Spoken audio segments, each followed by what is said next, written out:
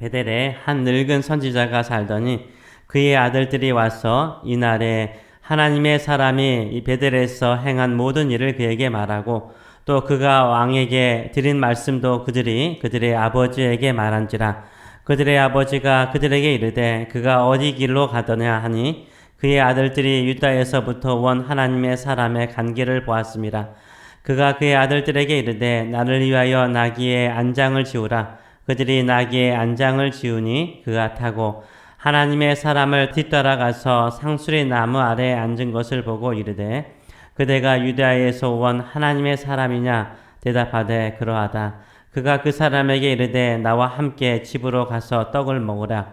대답하되 나는 그대와 함께 돌아가지도 못하겠고 그대와 함께 들어가지도 못하겠으며 내가 이곳에서 그대와 함께 떡도 먹지 아니하고 물도 마시지 아니하리니 이는 여호와의 말씀이 내게 이르시기를 내가 거기서 떡도 먹지 말고 물도 마시지 말며 또 내가 오던 길로 되돌아가지도 말라 하셨음이로다.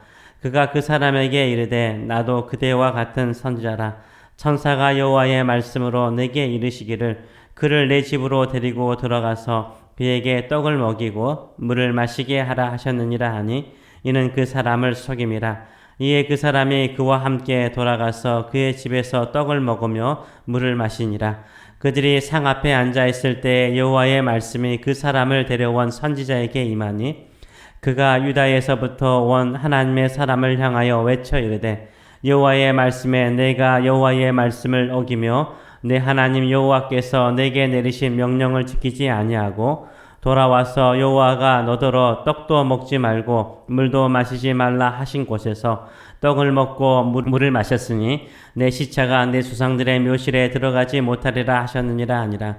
그리고 자기가 데려온 선지자가 떡을 먹고 물을 마신 후에 나귀의 안장을 지우니라.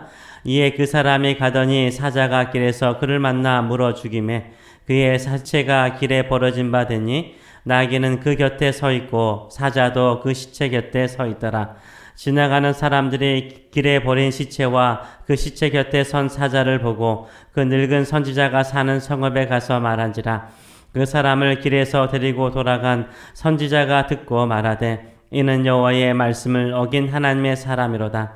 여호와께서 그에게 하신 말씀과 같이 여호와께서 그를 사자에게 넘기심에 사자가 그를 찢어 죽였도다 하고 이에 그의 아들들에게 말하여 이르되 나를 위하여 나귀의 안장을 지우라. 그들이 안장을 지우매 그가 가서 본즉 그의 시체가 길에 버린 바 되었고 나귀와 사자는 그 시체 곁에 서 있는데 사자가 시체를 먹지도 아니하였고 나귀를 찢지도 아니하였더라.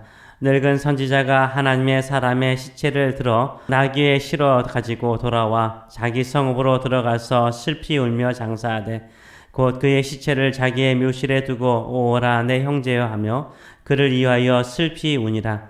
그 사람을 장사한 후에 그가 그 아들들에게 말하여 이르되 내가 죽거든 하나님의 사람을 장사한 묘실에 나를 장사하되 내 뼈를 그의 뼈 곁에 두라. 그가 여호와의 말씀으로 베델에 있는 제단을 향하여 또 사마리아 성읍들에 있는 모든 산당을 향하여 외쳐 말한 것이 반드시 이룰 것임이니라. 아멘. 이 말씀을 가지고 너와 같은 성도인데 라는 말을 들을 때 우리가 어떻게 대답을 해야 되느냐라는 생각을 같이 나누었으면 좋겠습니다. 가끔 무슨 신앙적인 이야기를 할 때면 나도 너와 같은 크리스찬인데 나도 너와 같은 성도인데 나도 너와 같은 예수를 믿는 사람인데 라는 말을 듣곤 합니다. 그 말을 통해서 우리의 마음을 설득하고 또 우리의 심령을 움직여서 본인들이 원하는 메시지를 받아들이도록 할 때가 참 많죠. 근데 그것이 좋은 메시지일 때도 많지만 우리의 마음과 우리의 신앙을 유혹하고 또 무너뜨릴 때 쓰는 단어일 때가 있습니다. 우리가 하나님의 말씀에 순종할 때는 어느 정도 순종해야 합니까? 끝까지 순종해야 됩니다. 왜 그렇습니까? 하나님의 말씀은 반드시 이루어지기 때문인 거예요. 천지를 창조하신 하나님께서 주신 말씀은 반드시 이 땅에 이루어집니다. 그렇기 때문에 그 이루어지는 말씀에 철저하게 순종하며 나가시는 저 여러분 되시길 축원합니다. 가끔 신앙생활 하다 보면 너무 고집스럽다, 고리타분하다라는 이야기를 들을 수 있습니다.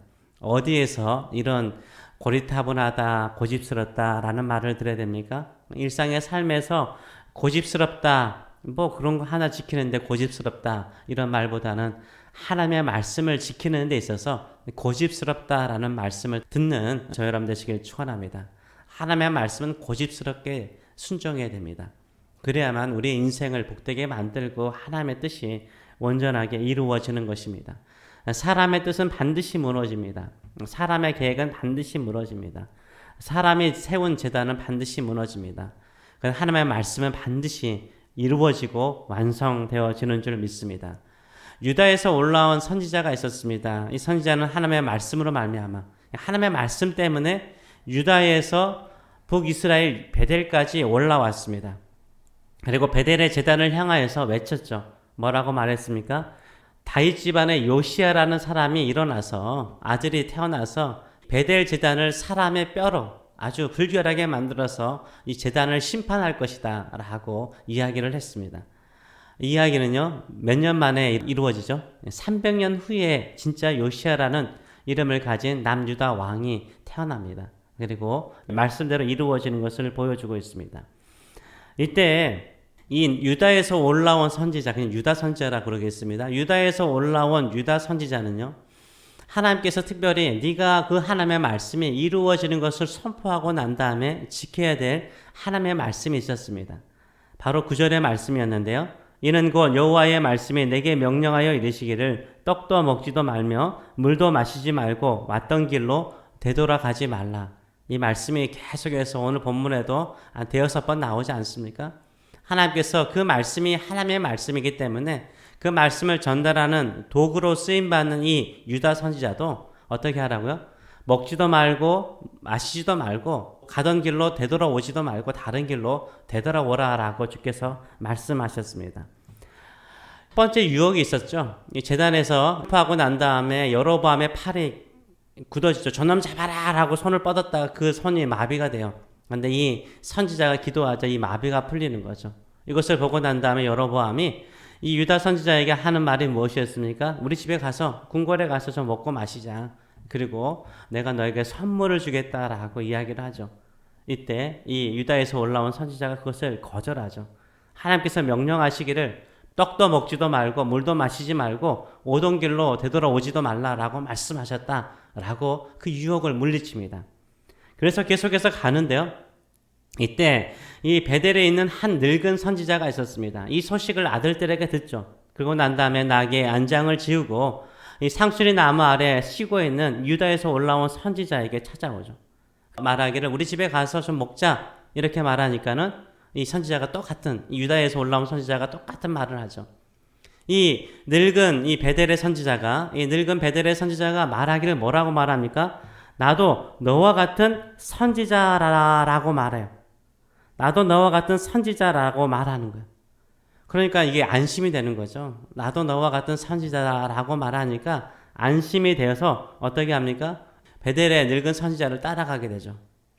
나도 너와 같은 선지자라고 말하면서 이 베델의 선지자가 하는 말이 뭐냐면 18절의 말씀을 보게 되면 그가 그 사람에게 이르되 나도 그대와 같은 선지자라 천사가 여호와의 말씀으로 내게 이르기를 그를 내 집으로 데리고 돌아가서 그에게 떡을 먹이고 물을 마시게 하라 하셨느니라 하니 이는 그 사람을 뭐함이라? 속임이라. 천사에게 들었다는 말은 순 거짓말인 거예요. 하나님의 말씀을 들었다는 말도 순 거짓말이에요. 그런데 유다에서 올라온 선지자는 이 늙은 선지자의 말을 왜 들었습니까? 너와 같은 선지자라는 말에 속아 넘어간 거죠. 천사가 말해 주었다라는 말에 속아서 갔습니다. 근데 진짜 상을 펼치고 먹을 때 하나님께서 정말로 이 늙은 선지자에게 임하셔요. 네가 떡을 먹고 물을 마셨기 때문에 너의 조상의 묘실에 들어가지 못할 것이다. 객사할 것이다 라고 이야기를 하는 거예요. 길거리에서 죽을 것이라고 이야기를 하는 거예요. 진짜 유다에서 올라온 선지자가 먹고 난 다음에 나귀를 타고 가던 도중에 사자를 만나죠. 사자가 누구만 죽여요? 이 선지자만, 유다에서 올라온 선지자만 죽여요. 사자가 배고파서 유다에서 올라온 선지자를 죽인 게 아니죠. 그냥 그 사람만 죽여요. 그리고 거기에 있어요. 나귀도 죽이지 않아요. 나귀도 잡아먹지 않아요. 배고파서 그런 것이 아니죠. 이 베델에 있는 선지자가 이 소식을 듣고 난 다음에 시체를 자기의 묘실에 안장을 하죠. 그리고 난 다음에 하는 말이 무엇입니까? 32절의 말씀을 보게 되면 내가 죽으면 유다에서 올라온 선지자가 묻힌 그 무덤에 나도 묻혀달라. 그리고 내가 너희에게 할 말이 있는데 32절의 말씀으로 유언으로 아들들에게 전하죠. 그가 여호와의 말씀으로 베델에 있는 제단을 향하고 또 사마리아 성읍들에 있는 모든 산당을 향하여 외쳐 말한 것이 반드시 뭐 할 것이라? 이룰 것임이라 라고 말해요. 하나님의 말씀은 반드시 이루어진다라고 이야기를 하고 있는 거예요. 이게 늙은 선지자가 뭐 한 거예요? 경험을 했잖아요. 자기는 듣지도 않는 계시의 말씀을 가지고 유다에서 올라온 선지자를 어떻게 했어요? 유혹을 했죠. 결국 그 선지자를 죽게 만들었어요. 그런데 자기가 하나님께서 성령께서 임하셔서 자신에게 말씀을 주셔서 예언할 때 그 말씀대로 어떻게 돼요? 유다에서 올라온 선지자가 죽잖아요. 자기 묘실에 장사되지 못하잖아요. 그 말씀대로 이루어지는 것을 자기 눈으로 똑똑히 봤거든요. 그렇다면 유다에서 올라온 선지자가 이 베델 제단을 향하여서 외친 메시지는 반드시 이루어진다라는 것을 이 사람이 알게 되었습니다. 그래서 반드시 이루어진다라고 말하고 있어요. 우리가요, 하나님의 말씀에요, 순종하되 정말로 고집스럽게 순종을 할 필요가 있습니다.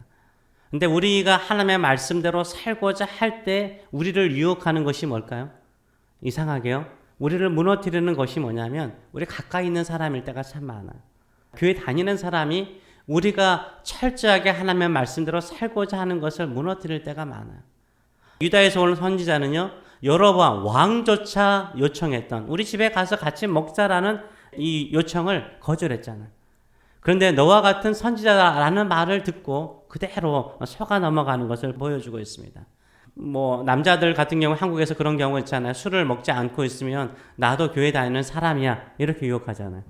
나도 너와 같이 교회 다니는 사람이야. 내가 성경을 봐도 그렇지 않더라 이렇게 말을 하는 성도들이 있어요.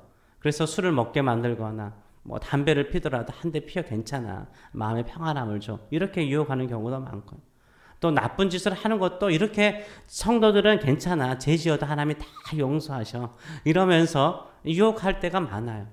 우리가 이런 유혹을 받을 때 어떻게 됩니까? 끝까지 하나님의 말씀대로 살아가시는 저 여러분 되시길 축원합니다. 영적인 권위를 가지고 목사도 그럴 수 있다는 거예요. 하나님의 말씀에 맞지 않는 것이면 거절하시고 오직 하나님의 말씀을 고집스럽게 지켜나가시는 저 여러분 되시길 축원합니다. 유다에서 올라온 선지자는요, 끝까지 순종했나요? 하나님의 말씀에 끝까지 순종하지 못하고 무너졌습니다. 그러나 끝까지 순종한 분이 계세요. 그 어떤 유혹에도 넘어가지 않는 분이 계십니다. 수많은 종교 지도자들이요, 영적인 권위를 가지고 협박을 하고 위협할지라도 끝까지 하나님의 말씀에 순종하신 분이 계십니다. 그분이 누구십니까? 바로 예수 그리스도시죠. 예수 그리스도께서 이 땅에 오셨어요. 대제사장들과 또 서기관들과 율법학자들에 의해서 얼마나 많이 위협받고 협박을 받았습니까? 그럼에도 불구하고 예수님은 하나님의 말씀에 끝까지 순종하였습니다. 유다 선지자는 하나님의 말씀에 불순종하여서 남의 묘실에 장사되었죠. 그러나 예수 그리스도께서는 하나님의 말씀에 온전히 완전히 순종하여서 남의 묘실인 부자의 묘실에 장사되었습니다. 그러나 예수님은 사망과 죽음의 권세를 이기시고 부활하셨습니다. 하나님의 말씀은 반드시 이루어집니다. 그러기에 우리가 유다에서 올라온 선지자의 모습으로 사는 것이 아니라 오직 예수 그리스도처럼 하나님의 말씀이 반드시 이루어지기 때문에 어떠한 협박과 유혹과 고난과 핍박이 오더라도 주의 말씀에 순종하시는 저 여러분 되시길 축원합니다. 그러면 예수님을 3일 만에 부활시킨 것처럼 우리의 삶이 헛되지 않도록 하나님께서 우리를 일으켜 세워주실 줄 믿습니다. 이런 믿음을 가지고 살아가시는 저 여러분 되시길 축원합니다. 아멘. 기도하겠습니다. 살아계신 하나님 아버지, 그렇습니다. 우리는 순종하되 우리의 순종이 첫 순종이 헛되지 않기 위해서 끝 순종까지 하는 저희들의 삶들이 될 수 있도록 인도하여 주시기를 간절히 간구합니다. 우리가 처음부터 하나님 한 분만을 믿기로 작정했으며 끝까지 하나님 한 분만을 의지하고 믿고 살아가는 자들 될 수 있도록 인도하여 주시옵소서. 많은 사람들은 꼭 하나님을 그렇게 믿어야 하느냐, 그렇게 새벽을 깨우며 기도해야 되느냐, 그렇게 열정을 가지고 섬겨야 하느냐, 다른 사람이 우리의 열정을, 우리의 순종을 무너뜨리는 것이 아니라 영적인 권위를 가지고 있거나 또 신앙적인 열심을 가지고 있는 우리의 믿음의 동료들이 우리의 믿음을 시험할 때가 있습니다. 그럴지라도 우리는 끝까지 주의 말씀에 순종하는 자들 될 수 있도록 인도하여 주시옵소서. 주께서 수많은 종교 지도자들의 협박과 유업과 핍박 속에서도 하나님의 말씀에 끝까지 순종하였습니다. 사망의 자리까지 순종하셨습니다. 순종하신 예수 그리스도를 하나님 아버지께서는 다시 3일 만에 살리시고 일으키셨습니다. 우리의 삶 또한 하나님 아버지께서 일으켜 세우실 것을 믿고 끝까지 순종하는 자들 될 수 있도록 인도하여 주시옵소서. 감사드리며 예수님의 이름으로 기도합나이다. 아멘.